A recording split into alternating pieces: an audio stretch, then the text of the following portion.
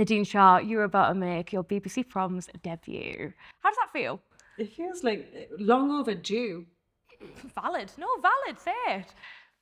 I'm really excited about it. Honestly, it's one of those ones. I think in many people's careers, no matter what it is, there's a few you've got a few things on your bucket list. And that was definitely one of mine, to do my own proms. Especially because it's all of my own material as well. And it's also made me look back on so many of the things that I've made in the past as well, and realizing, I'm a legacy artist now, which is quite sobering and depressing. But it's just a very special event, and I'm really, really pumped to be a part of it, honestly. Really excited. Does that mean that you've kind of subconsciously or even consciously been preparing for it for a while? No. And this is the thing, I think, one of the ways that I keep saying in this job is by lowering expectations. Because I think when I was in my infancy of my career, my expectations were so high, and I was disappointed too often. And I think for my own mental health, I tend to not think like that anymore. So when something like this comes around, it's just the most beautiful surprise. And it means I'm still excited by the job. And it's the fact that it's 5 albums in, making my 6th now. There's still new, exciting opportunities that keep happening. So everything feels fresh to me. I don't feel like I'm done at all. It still feels like there's miles to go with it, with my career, So it's been brilliant for that. Do you feel like you're still surprised by things? Get all the time. All the time. In a good way, in a bad way, in equal measure. This one is just...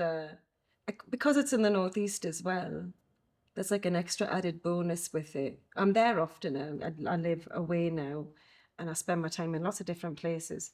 But I go back to the Northeast often, and I think the older that I get, the more I'm drawn to going back to where I'm from. And it's also a very different place than the one that I left, over 20 years ago. I was 16 when I left to move to London. And it just... The would I have left the Northeast had it have been as it is now? I'm not sure, because it has everything to offer me now as a city that London does as well. But to go back there and do a thing like this, and to hear that there's even more events all over the Northeast as part of the Proms, well, it's about time, And there's so many exciting things that happen in the Northeast now, and the Proms should be one of them, because it's an incredible city full of richness. And I think it's a beautiful thing to have an event like the Proms there. Do you think having the Glasshouse hosting the Proms, does that have a knock-on to music in the region in general? It's a really tired old phrase, isn't it? But it is true. If you can see it, you can be it. Which is why I chose always to have my stage name as Nadine Shah, a very common, popular Muslim surname. I do mang on about being from the region to inspire, hopefully to inspire other women from there to be making music. Because when I was living there, it was a completely different story. It was quite misogynistic, I always felt. And there was a wild fact that somebody told me, that I was the most famous female artist ever from the Northeast, which is, I was quite happy about it. But also, buzzing, but also fuming? Pretty, fuming about it, because why the hell has that happened when we have so many incredible male artists from the region, and there's an abundance. I've grown up in my circles of friends knowing that there's brilliant female musicians there, but actually then looking back and being we didn't have one to kind of look up to and think, I can do that. And now, luckily, Jade's taken my crown, which I'm very happy about. Another lass from South Shields, and what she's doing is really exciting pop music. I'm a huge fan of her work. I like the cut of her jib as well. But I feel like the whole point is, right, that she hasn't taken your crown. There's just 2 people with the crown on now. This is the thing. But it's also, I think it's a passing on of the baton as well, which I want to see more, because I'm a lot older than Jade as well. And I want to see more of that camaraderie between female artists nationwide, worldwide, where it's an encouragement, where you say this person is brilliant, go on.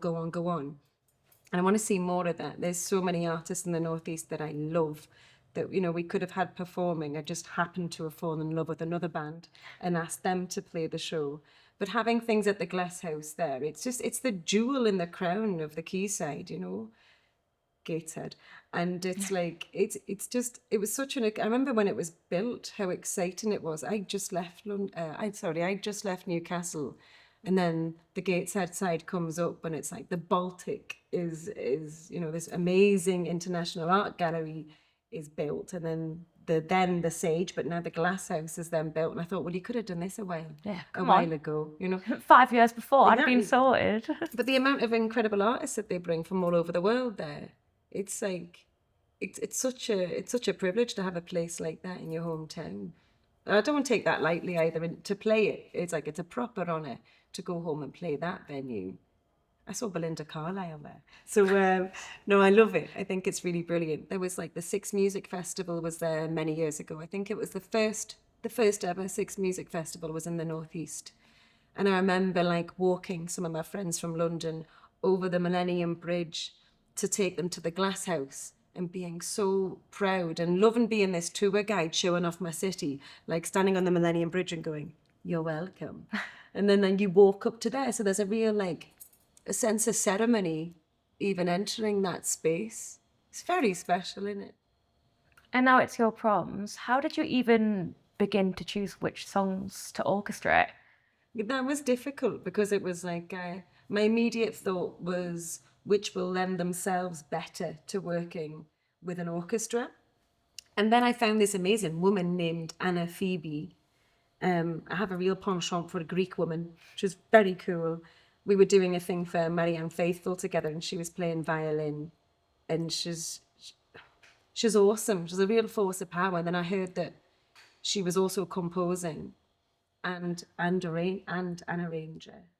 So she was my first thought, and she had said to me, "Listen, you just pick the songs that you want to do, and then let me worry about how we're going to make them work." And from everything that I've heard so far, I'm so impressed, and I'm also like slightly like kicking myself, like, why didn't we make them like this in the first place? They sound way better.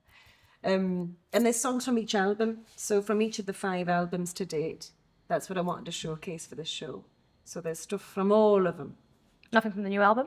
No, you have to hold something back, don't you? It's like there's always something in this business that you have to hold back and announce. And I wasn't ready to play the new songs yet. And I also really like, I'm loving the opportunity to go back and play the songs from the first album as well. There's many songs that you're going to hear at the proms that I never play live.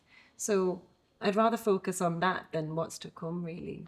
Was there any, I suppose, like emotional response to hearing songs that you've made, like played back to you in an entirely different way? Yeah, it's horrible. It's horrible. And you know, it's impossible to sing and cry at the same time. It's awful. So I'll hear it. Obviously, there's you put strings on something, and all of a sudden I'm a weeping mess of a woman. And it's that's one of the things that I'm most concerned about with the show. Because I can just pull all the heartstrings, my family will be there in the Glasshouse looking at the Tyne, and there's all these So that's what I'm most nervous about in the show. Crying? Yeah. I mean, I'm not afraid of crying in front of people, that's fine, but it's just nigh on impossible to do that and sing at the same time. But it's the arrangements that have been done by Anna Phoebe and Charlotte Harding as well. That they've just made these, what were, I suppose, like quite tiny songs that I'd made, on my bed a lot of the time.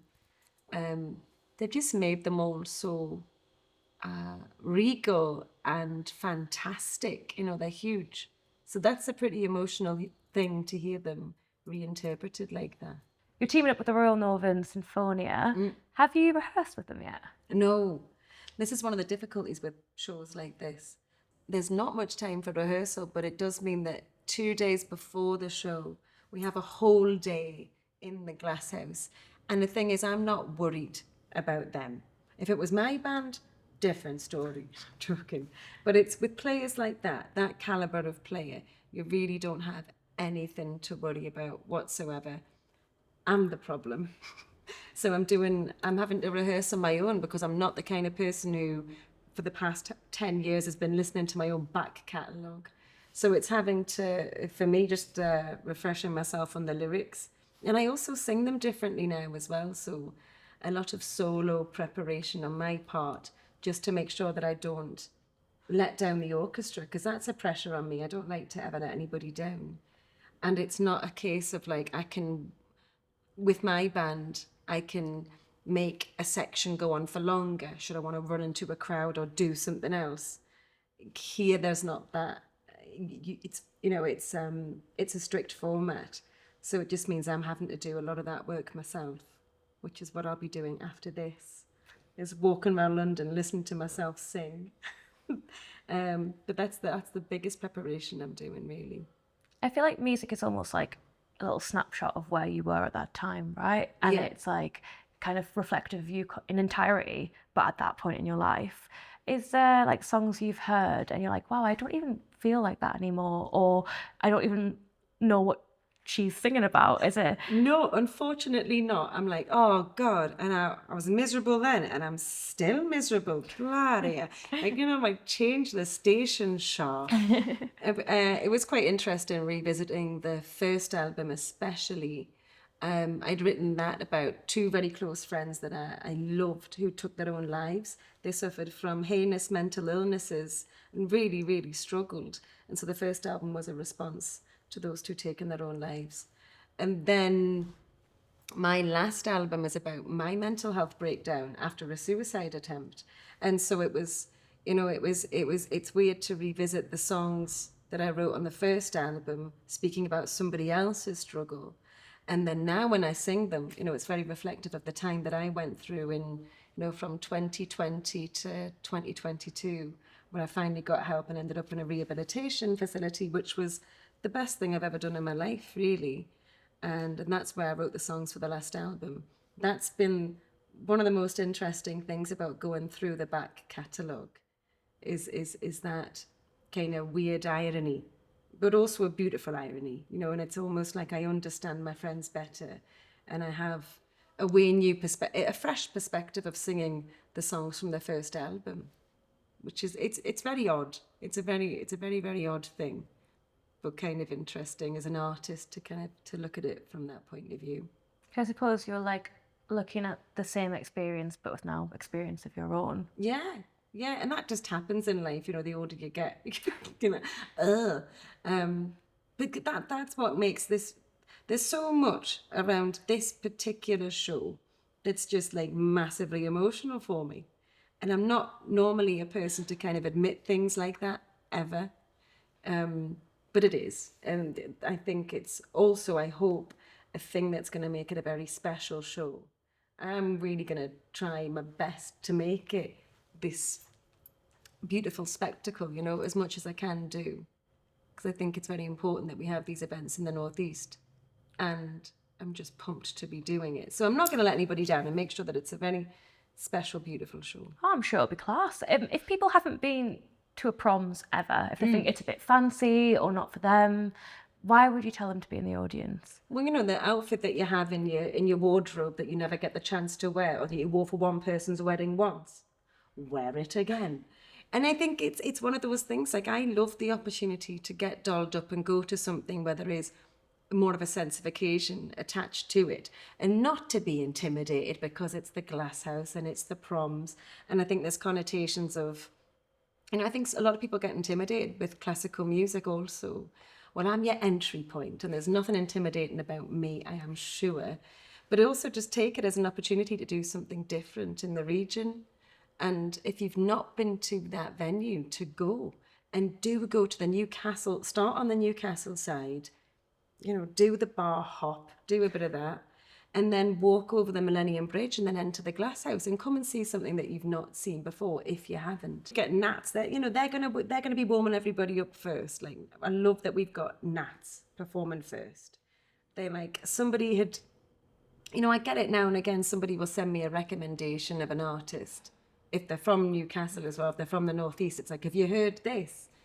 And I was so pleasantly surprised and so excited by Nats when I first heard them. I started off as a jazz musician myself as well, so I've got like a soft spot for any young people who are jazz musicians who left the northeast to move to the big city of London. Like, hard to relate, you know. You did the jazz hands, you went big city of That's the London. big city. But I did the exact same thing. I moved here to be a jazz artist when I was 16. So it's, you know, the kind of kindred spirits there. And they're incredible musicians. And I'm so grateful that they're going to be opening our show that night. I'm excited to show them off to other people who haven't heard them.